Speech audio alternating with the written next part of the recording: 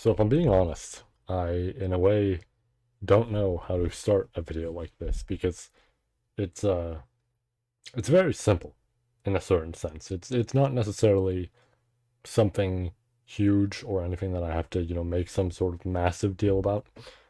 But at the same time, this is a project I've wanted to work on for a while, so talking about it is a little tough because there's a lot to discuss here and all that sort of shit to cover, essentially. So I want to bring things back to even further than 10 years ago. Let's keep this simple, right? Let's talk about this whole process. I'm going to keep this video real simple at that, right? Because I mentioned it's like, oh, let's keep this simple, but I want to keep it even further than that because honestly, I'm just going to kind of ramble here a little bit. I feel like it's important to note a lot of this stuff and not necessarily, go script by script on this sort of like, oh, and then at this point in time, like I'm reading off a Wikipedia article or some shit, right? I think it's better to just keep things simple, same way we always do with like the reviews, for example, and all that sort of stuff, and then talks about videos. Let's move back to past 10 years ago, right? Like even further than that. Around that time, when I was super little, I was into a whole bunch of series that had a lot of cool stuff to them and everything. Mainly the obvious one we can always point to that I've mentioned before on the channel that, unfortunately had some very sad news last year was Dragon Ball, right? My ass grew up with Dragon Ball very heavily, right? I was super into that stuff and I absolutely loved it. So, as my brain, started to develop, I wanted to create a story of my own. That story in particular became what you all know now as A Demon's Tale. Is what you would think. That is not what it was. Because believe it or not, I mean, it kind of feels obvious, but past that point, right, past the 10-year project sort of point that I've always alluded to, it wasn't A Demon's Tale. It was something completely different, specifically titled Invisible Life, where it was just all these people that couldn't be seen normally, but very specific people could see them and interact with them, and they would go on the big adventures, but mainly there would be a lot of fighting and stuff like that, right? Because as a kid, I typically enjoyed a lot of the fighting sort of stuff with Dragon Ball and all that. Not to say that the rest isn't good. I mean, as I grew older, I started to enjoy, the adventure sort of aspect to it and the story it was building and these characters and the fun gags and all that sort of stuff. But as a kid, you tend to see the action as the absolute best thing in there, which by all means, definitely a strong point of the series, and no problem if people still do, right? It's just, for me, at the time, that was the strongest point I viewed, whereas later on in life, I think I enjoyed a whole lot more out of the series in terms of its the whole thing, the whole package, right? That sort of thing. So, way back when, I made Invisible Life, which was essentially that just big action and characters interacting, but there wasn't too much focus on that. It was just big action sort of series, right? This series, I'm sure some of my friends might even remember. Friends I've known for a long ass time might even remember because I've probably talked about this with them. I might have seemed strange at the time, and in a certain sense, I was, right? I think we all are a little bit, but I definitely think, yeah, probably a little strange because I was openly just going around and talking about like, oh, and this character and this character and all this sort of stuff. But I had fun with it, and I think that was the start of my whole storytelling sort of process, right? It wasn't anything huge, and by all means, if you put it out on paper, despite the fact that little kid me thought you could put it out on paper and this would be like one of the best series ever, right? I don't think it would have been at all. I think this would definitely be a mess, right? But this was a start to the whole storytelling process. Now, let's jump ahead a bit, but not too far ahead, because at one point in time, while Invisible Life essentially existed, and I worked on that sort of idea and everything in my head, and just imagined more and more scenarios to the point that I forgot previous scenarios because, you know, little kid Niab slash Akaoni is not going to remember every single thing that he essentially puts down in his mind for this cool sort of story idea. It's kind of just going to exist, and he might remember it in the future, and he might not. But at one point, I had a dream, right? I had this interesting dream where it was a completely different story, and it starred a main character, a male character named, I don't even remember his fucking name. I'm gonna be real, right? I remember he had like this weird circular sort of thing. Honestly, not even circular. It was like a hexagon on his like palm, and it was like mechanical, and it like opened up like one of those like kind of triangular doors, like the mechanical ones that like kind of move inward, and open up like that. Like there's the six triangles all surrounding each other, and then they like move up, and that sort of thing. And it was like literally attached to his hand. It's kind of gross to think about because like if it's there, that implies that that space of the hand and anything past that is gone. But it was essentially that, and they could open up and like take things or do things or stuff like that, right? Didn't go really far with that concept, but there was also a character named Rose who was like a female main character, and she had this like vine sort of whip and everything, and it was kind of cool. And believe it or not, some of you may think, oh, well, you saw Dragon Ball at the time and everything, so obviously this was like a reference to Yu Yu Hakusho, Kurama and all that. Believe it or not, I did not experience Yu Yu Hakusho until like 4 years ago, right? I mean, I'd heard everybody talking about it for like a while, right? Not since back then. I did not hear about it at all back then, but I heard people talking about it for a while within the past, like, I would say 10 years, but I had not seen it until like 4 years ago. So, no, despite that, like, in a sense, similarity there, like, oh, Rose, that's the name, and then there's this whip that's like a vine and all that. I never saw that series, but, this was a character I had imagined. And I didn't go very far with this concept, right? Like, it was just the title I had in mind for it was the male name, like, male character's name. I messed up my words there a little bit. Male character's name, and then and Rose, right? And that was it. And it's like, it was a cool concept in my mind, but it wasn't anything huge. Now, was this ADT? Again, no, right? I still wasn't there just yet. And it makes sense because I still wasn't at that point where I could really develop something interesting. At least I personally felt, right? But there was a very important step here, and it was how I was treating that series.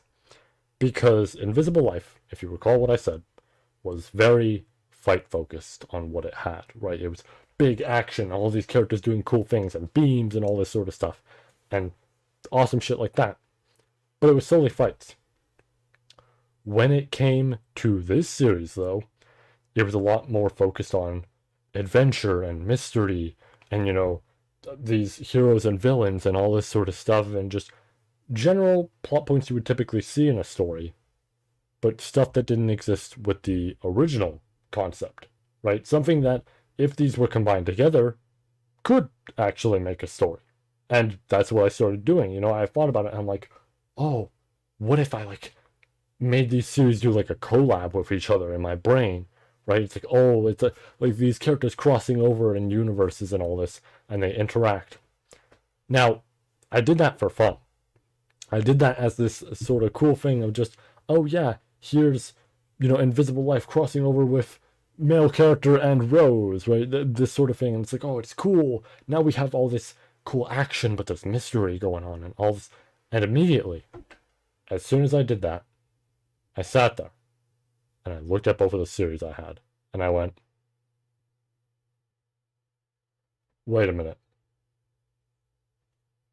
Oh, oh, this is new, right? I had something new in the palm of my hands. That, ladies and gentlemen, was an event that happened 10 years ago. Do you know what else happened 10 years ago? I mean, at this point, it's been a little bit longer than that. I've been, writing for the past year or two. But overall, within the span of 10 to maybe 12 years or something like that, I think you can all guess what happened around then. Because, yes, when I combined these two series together, we did, in fact, get a Demon's Tale. Now, I'll be honest. A Demon's Tale all the way back then was way different than it is now. There were definitely similar characters, but a lot of stuff was different. Not all the characters were there. some of the stuff that inspired me to actually make a Demon's Tale, and some of the ideas I had and everything, weren't really established in my life yet, right? All that sort of stuff. Some of you may know Brandon, my close friend, as well as his other name that you may know by King Shitpost. You might not know him by that, but if you've been on the channel for a while, or you've seen some of the other videos and stuff like that, maybe you've seen the Pokemon Ruby or the custom Robo streams. He made the thumbnails for those. He was also there for the custom Robo streams. He's been on my streams occasionally, stuff like that. Even some of the gameplay videos and all that. But he is also my editor for ADT. And some of you may know from the second editor's note that I don't know which. Okay, I am holding up the correct hand. It's hard to tell sometimes with the camera. But this man, oh, that's Sylvia. This man up here. Some of you may know, thanks to that second editor's note, that Xander was originally going to be the main character. And that's true. That is legitimately true. Xander, when I combined these two ideas together, was the main character. He was not an existing character at all. Like, I need to clarify that when I combined these two stories together, it was entirely brand new. There was no similar characters from what I previously had, anything like that. This was just a brand new series. And Xander was our main character there. He was the only main character at that. Like, there were characters that got other focus and stuff like that. Hell, there's some main characters that we perhaps haven't met yet, but they also had a lot of focus, right? Stuff like that. But he was number one, right? So Shiro was nowhere to be seen in that regard, right? Not until later. But Xander was. Now, there's not a whole lot I can necessarily say about this, because I think when the time comes, I might talk a little bit more about this sort of concept. That might seem odd, but I'm kind of limited right now on what I can say in that regard. However, that is what ADT was at one point. And now, here we are. 10 years later, whatever it may be, technically 12. I mean, in a literal sense, 12, something like that. But here we are, with the end of Act 1, and all that sort of stuff. And we're here. ADT has happened and is still going. And, we have more to write, but we've also written a fair bit. We've written a lot, right? There's a lot that has been done so far in the story already. And it's crazy to me that we still have more to go, because, like, from what I checked, we're at like 500k words. That's a lot, man. We're gonna be here for a while. We are gonna be here for a long while. But yeah, it's kind of crazy to think about, Now, before I talk more about ADT and all that sort of stuff and my reason behind all of this, essentially, I want to go into the hints, because, I feel like that's a big, obvious thing on the channel, with me being like, oh, try and decipher these hints and everything like that. And at this point, I should probably elaborate on a lot of them. So, let's do that. Very simply. The Twitter thread, where there was a shit ton of just images posted from now and then and all this sort of stuff, at random intervals. They weren't actually at random intervals. Each one was scheduled at the exact point a chapter would release, and the picture as well as the text of it would correlate with the essentially chapter that came out. For example, very first one, I put a nice little emoji of a demon there. Then on the picture itself, it was completely white. And if we go by chapter, chapter 1 was white like snow, right? Literally our very first chapter in the series. So on and so forth in that regard. Like, you can look through the whole thread of them and compare them to the chapters that came out at the same day and everything. I'm actually not sure if Royal Road shows the exact date on each chapter. I know it says, like, oh yeah, this many months ago and everything, but I don't know if it's clicked on, if it'll show the date. If not, it might be a little bit harder to tell, but for the most part, you should be able to line things up. I will note, I did occasionally get a little risky with the hints. Sometimes they were a little bit spoilery. That they had some stuff in there that I probably could have avoided in terms of a hint because it made me realize after the fact, like, yeah, that might be a bit of a risk. But those were very few, right? Like, it was only really a couple of them. Other than those couple, all the hints kind of remain the same. It was just, oh yeah, related to the title or maybe contents of the chapter, something like that. Very simple, nothing too huge, right? There was also an April Fool's sort of tweet I did with a follow up as well, where I mentioned, like, oh yeah, you should take a closer look at that April Fool's tweet and everything. The original April Fool's tweet mentioned the words Shiro and Nero. If you've seen ADT, should be very obvious on what that's hinting towards in terms of just characters and stuff like that. I did a really cheap hint once where I showed off like, oh yeah, I had finally gotten like Miitopia on the Switch, so it was exciting because it's like, okay, cool, I can now stream this game and have fun because the problem that we had originally was we didn't have custom Miis in there. Now we can do that, right? But if you looked at the essentially cover of the case, you could actually see reflected in it. There was a demon emoji, there was a fox emoji, and then there was an Oni mask emoji. And well, not really Oni mask, but Hanya, right? That essentially, you know, the same general sort of concept going on, right? Obviously, Shiro, Kokatsu, Nero, right? Very obvious on pointing to those three because those are the first three you get introduced to, essentially, right?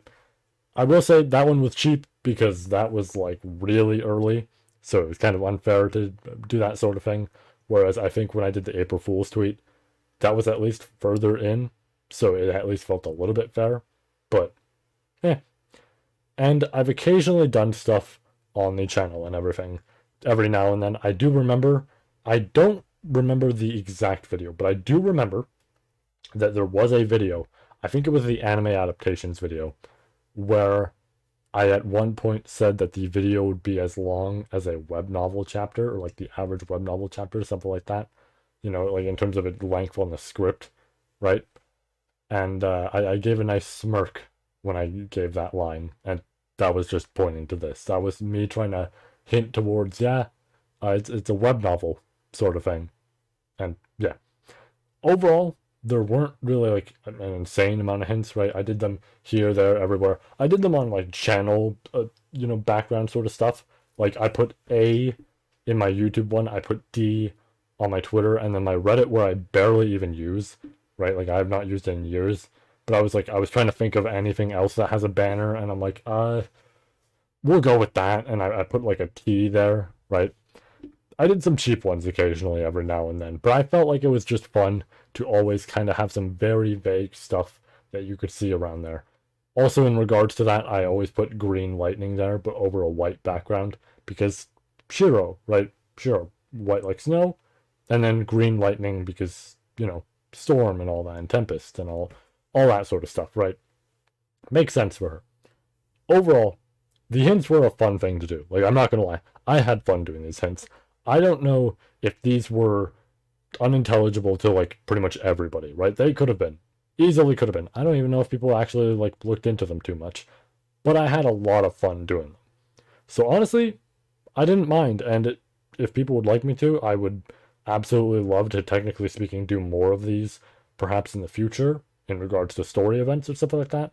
I will say, I will probably keep them very vague, because I don't want to spoil my story, but I wouldn't be opposed to that. But now for the actual important part of this whole thing, and it's just the reason behind all this, right? My inspiration for writing ADT, what it all really means to me, all this sort of stuff, right? And I think the biggest thing is looking at what ADT was going to be versus what it is now. This was something I wanted to work on for a while, but ADT for that long period of time was kind of just something I thought I could sit down, write, and there's no issue to it, right? There's nothing that I'll struggle with because I have this all in my mind and everything, and I'm like slowly writing it down on paper and all this, and I have the details in there on like paper and all this, and now we're okay, right? Because I can do this no problem, and I can write this, and it'll be great, and then I'll make this giant like manga sort of thing where you can just read it and it'll be beautiful, and all that sort of stuff is something I imagined, right? And that's it. I imagined it because realistically, that wasn't going to happen. It wasn't going to be that easy in terms of writing, in terms of drawing, anything like that, right? It's a tough process. It's a very tough process. And I think the biggest thing that I didn't understand was the fundamentals of a story. What gets people to really like characters? What gets people intrigued by the plot that's going on, or the mystery, or all that sort of shit? And I would now like to bring things back to what I mentioned, all the way at the start. Stuff like Dragon Ball, for example, right? Dragon Ball, Fist of the North Star, ReZero, all these sort of series that have inspired me and, showed me a lot in terms of their stories, their characters, everything. Something I started to understand as I went through more of these series was just how these characters were written. Because listen, I don't know the authors. Some of them I'll never know. Some of them, maybe I'll receive the miracle shot of a chance of potentially meeting. Probably not. But who knows? Some of these authors have written some fantastic stories. And I've read them. And I've watched them. And I've had a blast going through them. But despite the fact that I have never met them, and potentially never will, or maybe I even can't because some of them have maybe already passed or whatever it may be, I realized when I was going through these and just maybe rewatching, maybe rereading, maybe just reading or watching in general, maybe it was the first watch through, right? I realized that there's a lot to this whole story process. I kind of felt like I could see through their eyes what they were creating, whether it was, the art they were drawing and how detailed certain things were in there, right? Like beautiful panels, but not even just beautiful panels that people love to post or whatever it may be, just actual detail in some of these smaller stuff and everything like that. Or the story and seeing how interconnected everything is and how much that actually requires, right? Because that's not like something simply you just sit down and go, okay, yeah, we'll just connect this and connect this and connect this and that'll be it, right? Just how everything connects together. And then, the more complex versions of that and everything where it's a massive storyline and it's all connected together. Understanding that made me realize why this is such a big deal. And despite how difficult that all seemed, despite how, in a sense, disheartening it was, because it made me seem like shit, can I really do that? I mean, I feel like I'm decent, but I mean, I don't think I'm at their level, right? I don't think I'm at a lot of people's level. I feel like there's a lot of people who are probably better than me in this regard, right? I started having those doubts that everybody has, including with art, but we'll get to that. And these series, in a sense, frightened me in that regard, but they also made me sit there and go, I bet they struggled too. Because even if they created this insane art, even if they wrote these insane stories and, they're all fantastic, there's probably something that they saw that was being written or whatever it may be, and they sat there in my same position thinking, how the fuck am I going to compete with that? How do I compete with that at all? Right? Like, can I even do that? That looks insane. Or that's written insane, right? Like, this is amazing as a story. Can I do that? And I kind of realized that myself. In regards to stuff like art, I would now like to bring up a piece I made, which was going to originally be the cover of ADT. This was done in like 2022, 2021, something around that, I would say. I'll even put the date on screen with the image. Here it is. That's what it was going to be. That should look familiar, seeing as, technically speaking, it essentially became the Act 1 cover, thanks to the help of my friend Brandon. Thank you very much for that, because, damn, I did kind of hound him for that a little bit. Not, like, aggressively, but I just tried to, get it, and I do always feel horrible that I even did that, even though it was very simple in a sense, in terms of like it, I'm not sure what to say in this regard, but it was essentially I felt terrible because I just would occasionally mention like, oh hey, could I just like have like one more detail in here, stuff like that, and I would ask him about it because I was also writing ADT at the time. I don't necessarily feel great with that, but then again, he's also told me it's fine because it's like it was something that he was helping me out with and everything, and he didn't mind all this sort of shit. And I've definitely grown to be better with that, as well as the fact that I entirely do my stuff now on my own. But that is something I do regret, and I essentially do want to use this to apologize to him and say I'm sorry for the fact that I did that in the first place. I do really hate that in a sense, but I've grown past it. I moved past, that past essentially, and learned from it. And I mean, in a sense, that's also what ADT is about. Learning from your mistakes, moving past it. But originally, the Act 1 cover was what I showed there. My drawing skills at the time were rough, right? They were all right? I mean, I don't necessarily think they were anything insane at all. But I suppose I was getting a general concept down, right? There was something going on there. It just wasn't exactly anything huge just yet. I would now, of course, like to bring up the piece behind me in full image. This was done last year, in like the middle of the year, something like that. And I'm pretty damn proud of it.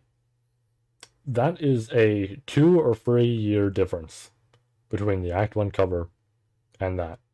And funny enough, even my very first proper illustration for the series, the one with Nero and everything, that one wasn't long after at all. That was like a year or something like that. I've been improving a lot. I've made mistakes a lot. There's a whole ton of mistakes I've made in each and every one of my drawings. Like, I won't lie, I look at a lot of the ones I've done for the series, and I think to myself, I want to go back at some point and redo those. I absolutely want to sit down at some point and redo a lot of them. I think this one is fine overall. I might redo it at some point way later in the future, if I get super damn good. But I think this one is fine, right? I think the other one I did for Arc 6, like the one prior to this one, also really damn good. I think there's maybe a few things I could improve on it, but I also really like that one, right? As for the others, yeah, I definitely think I want to go back at some later point and redo them. But that's the thing. Drawing. I think a lot of people are frightened by the idea of drawing and stuff like that and the hard work that you got to put in. I'm not saying that in a sense to, insult anybody. I'm being literal with that in the sense of, yeah, I can understand why it would be frightening, right? You create something, you look at it, and you think to yourself, wow, this is shit, right? That happens a lot. I'm speaking from experience. That happens a ton. I still draw stuff occasionally, and I sit there and go, why'd I do that? Right? I draw something, and I'm not proud of how I did one aspect of it or another, whatever it may be, and I get upset. It happens. We are human. We are bound to have this aggressiveness towards ourselves because really, who else is there to blame but ourselves? Except our drawing tablet occasionally when it keeps drawing, like while you're moving, like that. That's a little bit annoying, and that's not on me then, because that's on the tablet. And I mean, like, I don't know why it does that, but it does sometimes. And there is a means to fix it by holding down a button. But like, I feel like it's a little annoying to hold down the button to fix that glitch. But anyways, the more important thing is usually we put it on ourselves. And technically speaking, yeah, there's nobody else we can put it on.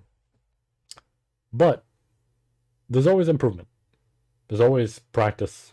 There's always learning. All that sort of stuff.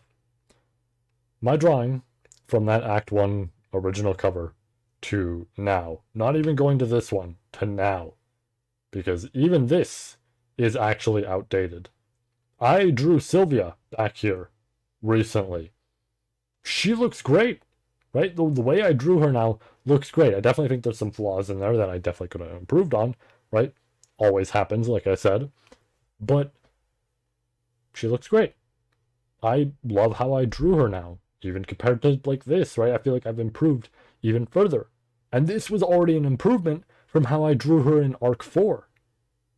So, in a sense, there is always room to improve with this sort of thing.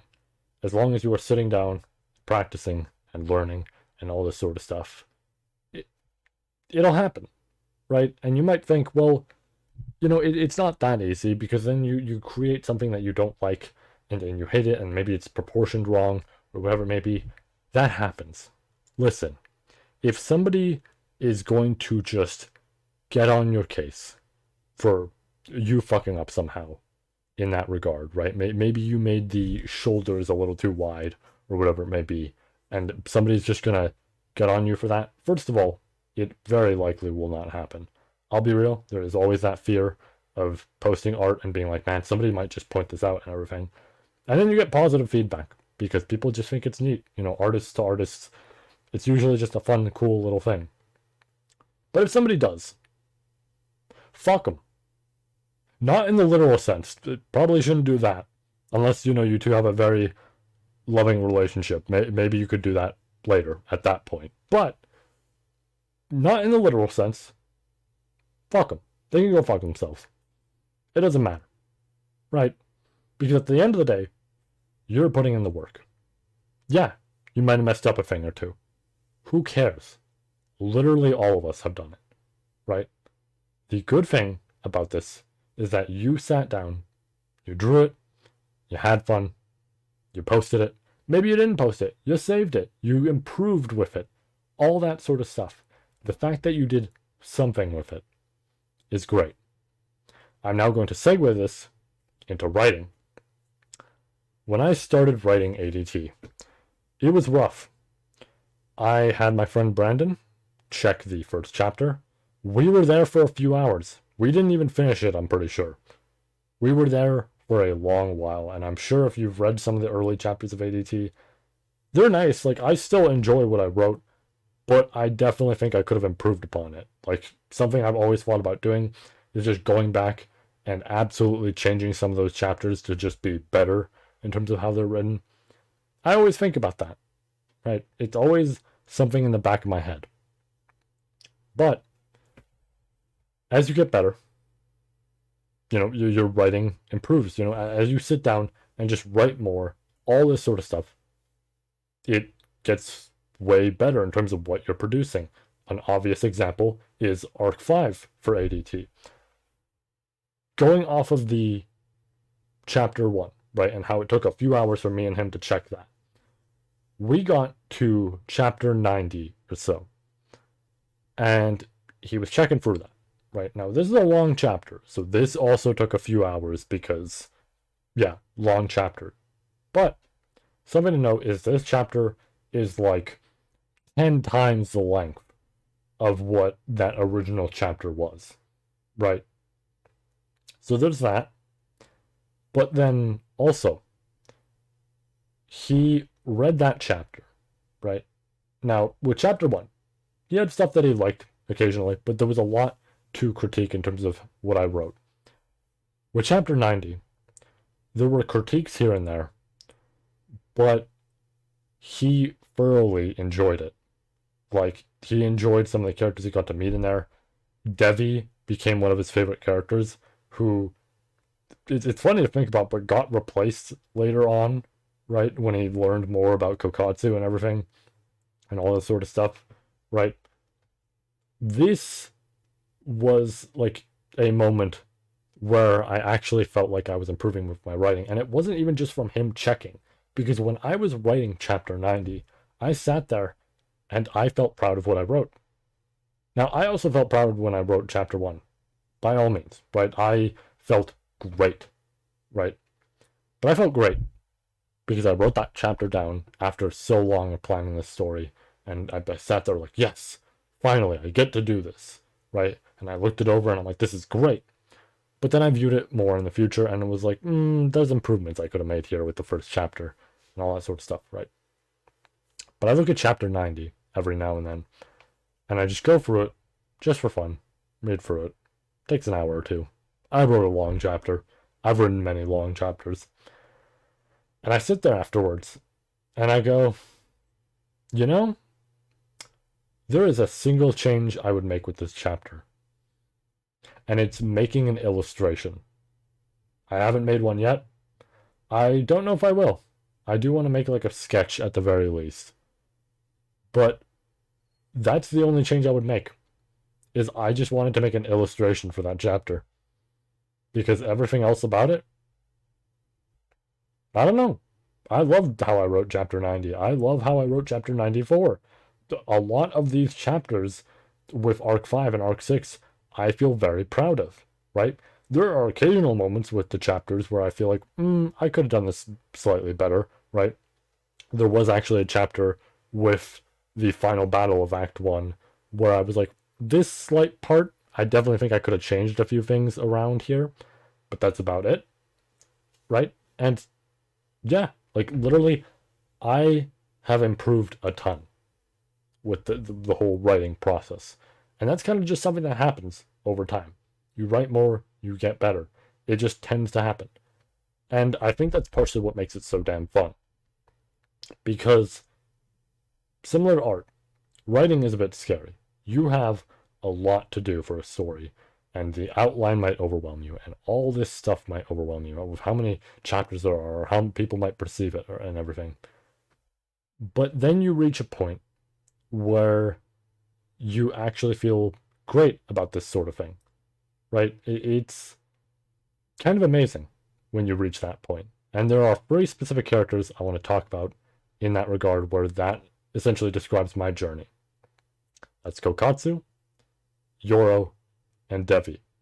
3 characters that I mentioned in the fake out video, which again, I apologize for the title on.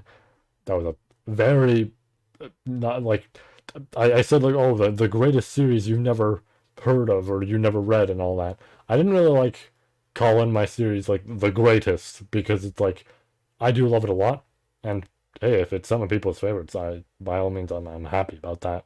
But I don't want to put my series like that high, like, oh, it's above everybody else. That feels like I am just absolutely narcissistic and gloating, and I feel bad then, right? I don't want to do that. I just did that to make it a fake out, so you would see that title and go, okay, that's not the 10-year project. Oh, that's the 10-year project, right? Like, you realize afterwards when you're going through it a bit. But that video, I talked about Kokatsu, Yoro, Devi. 3 characters who I've also mentioned before in the actual chapters and stuff like that, or rather end of the arcs, that I had the most fun writing. These 3 describe my journey the best. Because going off of Kokatsu, she is the perfect example of my growth as a writer, right? In terms of how it started to where we ended up with the end of Act 1.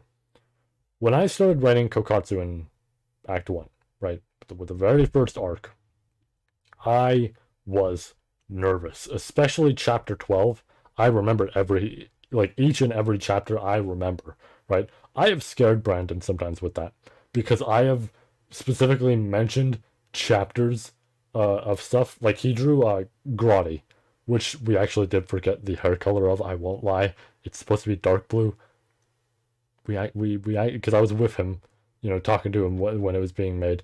We both totally forgot the actual correct color on him. But when he made Grotti for the original editor's note, I actually told him the exact chapter Grotti shows up, because he was like, oh, what chapter can I find this? And, he expected me to take a while and be like, oh, let me just search this, and we were both going to just search through the chapters, because, should be noted, he helped me with a lot more editing past, arc 4, like the end of arc 4, and then all the way to arc 6, essentially, right? The early stuff, we still do kind of want to look at, but we'll get there when we get there, right? But he had asked me at the time, he was like, okay, where did you write Grotti, so I know just, how to draw him and everything. I said, I know, it's chapter 42. And he was floored, right? That immediately, within like a few seconds, I was just like, oh, chapter 42, that's the one, yep. because that's the yeah, I remember which one. And he felt amazed by that. On top of the fact that like he then later tested me on a future date of just like, okay, he gave me 3 different story details, right, that he knew about, right. Some of them he might have read, but some of them it's like, he had known about them, right, because I had like described the story to him and all this and shown the outline and everything. And with all 3, I perfectly guessed the chapters, right. So in that regard, I remember the exact Kokatsu chapter I'm trying to talk about. Chapter 12. I was so fucking nervous writing chapter 12. I really wanted Kokatsu to be likable, right? Because she is a personal favorite of mine to write, right? I wasn't joking when I said that in the editor's notes, or not editor's notes, but offer notes, and on the, fake out video and everything where, I'm like, oh yeah, Kokatsu is one of my favorite characters to read. I meant write. But like, easily my favorite so far to write. So I was very nervous on how she would be perceived, especially with chapter 12. I'm like, I am doing something very risky here, right? And the whole point is that it's supposed to show that she's flawed. But I felt this was super risky because I'm like, man, if people don't like her on this chapter, that's it, right? Like, I feel like this chapter is either going to get people to love her or people might despise her. And I was so nervous about that, right? Kokatsu early on was like that in general, where I would write her and I'd sit there and go, I don't know, man, I'm so nervous on how she'll be perceived as a character. Then we get to arc 6, and I always love writing Kokatsu. I feel like I have finally nailed her character. Like, I've done it. I'm good now. I can write her whenever, right? Because it's just like my writing with this character, and just in general, my writing has evolved so much over this course in time that I now feel like if I were to be, given a sheet of paper and it's like, write this scene with Kokatsu with this character or whoever, cool, I can do that easily. Before, I might have had to sit there and think like, well, okay, so interactions, how much you interact, and it might not even hold up perfectly to, later. Now, oh yeah, I'm given a character, I'm giving Kokatsu, easily. I can write that, right? No problem. I'll do that, right? So, Kokatsu is a great example of my growth in that regard. Then there's Yoro, who I would say is the character where I felt like I was reaching that point, that growth, right? I started writing Yoro, and Yoro is another character that I wanted people to like absolutely love. But as soon as I got to her, I started writing Yoro. I sat there, and I personally thought to myself, oh shit, I'm actually doing it. Like, this didn't feel like Kokatsu where I felt nervous and everything. This felt like I was, writing Yoro. Essentially the way I wanted. Like, yeah, maybe there's a few things I would change, right? Still early stuff in the series, but I sat there thinking to myself, yeah, this is what I want to like be able to do. This sort of character. Yes. Okay. We're getting there. Right? We're not there just yet. We're not at the top of the mountain, but we're climbing it. We haven't fallen yet. We're still climbing it, and that's what matters. Right? Yoro is the perfect example of that. I was still climbing the mountain, but I didn't fall yet. And the most important part was that I was climbing it, because that meant I could reach the top. I would now like to talk about the top of the mountain. Devi. Devi is the character where once I started to really write her a whole lot, I sat there in this chair. Maybe not this chair. I had a chair before this, but in this chair, as well as the previous one, and thought to myself, I'm here. I made it. Devi is the character. Devi is the perfect character to show that I finally feel proud of everything that I write. Right? I get to sit down and write a story that I absolutely love, and these characters that I absolutely love, and I get to draw them, and I get to do all this sort of shit, and I get to have action in there that's interesting, and I love it. I love the whole process, and it is especially prominent with Devi.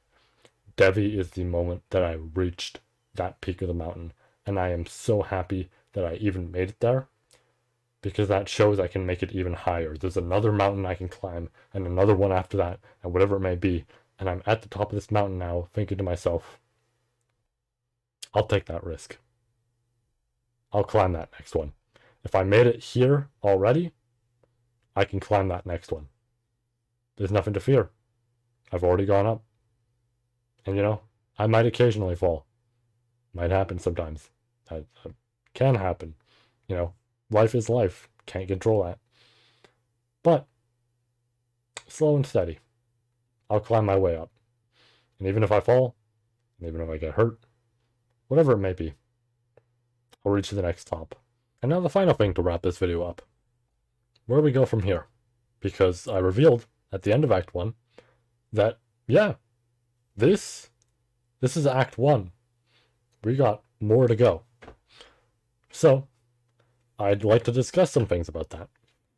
I don't have any teasers to show or anything to reveal or anything like that. There'll be teasers soon. Don't worry.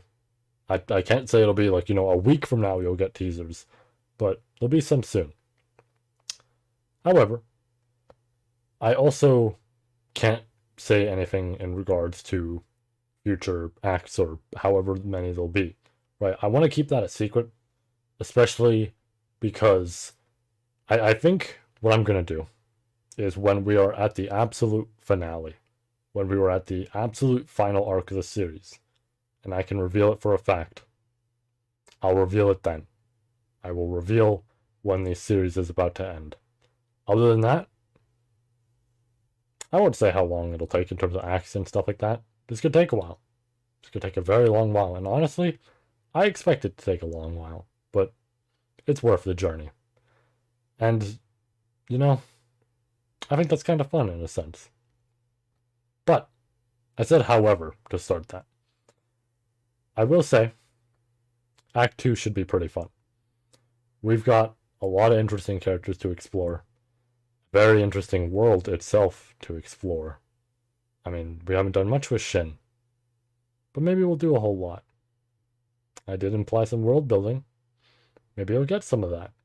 Now, take that with a bit of grain of salt. I can't guarantee you'll get the whole package that you're expecting. But I'd say you'll get a good bit. More than a good bit. A lot more than a good bit.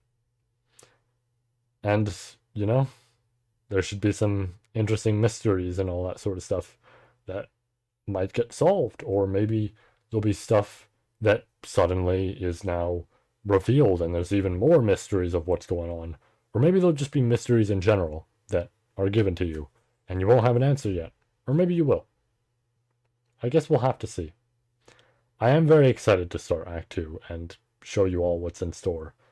This was definitely a tough one to work on. I will say, for a long while, this was the one that did have planning, but had the least amount, right? Like, out of everything that I have planned for the series, this act in specific had the least amount. Now, by all means, all things planned out, right? I know what I'm doing here, right? But this was a while ago that I did not know, what we were going to do here other than the major plot points. After a few years of just being like, oh, what am I going to do? I did kind of realize, no, I know what I'm going to do. I know how we're going to handle this, right? And I realized more and more, stuff that we could put around, all this sort of shit. Very simple. But this should be fun. This will be an interesting experience for myself as well. There's new stuff we're going to try here and everything. I think this should be an interesting journey. But thank you all for listening to this. I know this is whatever, in a certain sense. This is me just talking about a series that I wrote and I'm very proud of. But nobody necessarily has to, listen in or truly care about it. It is just me talking about my own series after all. And really, I do appreciate the audience we have for the series, but it's not like our audience is absurdly large, right? Now, that might not change in the future. We still might have a relatively small audience. Or maybe in the future, me saying that is ironic, right? Because out of nowhere we have 40 like billion, the followers or something. I feel like 40 billion is way too much. Is that more than the actual population, like on Earth? I don't remember. 40 billion sounds like a ton. That almost sounds like more than there is, but I'm not entirely sure. I never really looked that stuff up. I always, remember hearing people mention the amount, and I never actually remember to look that sort of thing up myself. But oh well. Still, I don't know what it'll be like for the future. I don't know how popular or maybe not popular the series will be and all that sort of stuff. I don't know how it'll be perceived. But I want to talk about it. And, I'm glad I did. Because this is a form of art. Both how I, draw it all and writing, all that sort of stuff. It's a form of art. And I should be proud of it. And you should be proud of what you write and draw. There's no reason to be ashamed of it. There's no reason to be embarrassed or upset by what you create. Whatever it may be. It's a step in the direction of a long journey that you might have. And it might be interesting. But I'm glad I got to sit down and talk to you all about it. So, thank you all for watching. Have yourselves a great night. I suppose I'll link the series in case anybody's interested and hasn't read it yet. It'll be available in the description. Feel free to check it out. Don't normally promote stuff, but I feel like it's appropriate for this video. And yeah, with that said, have yourselves a good night.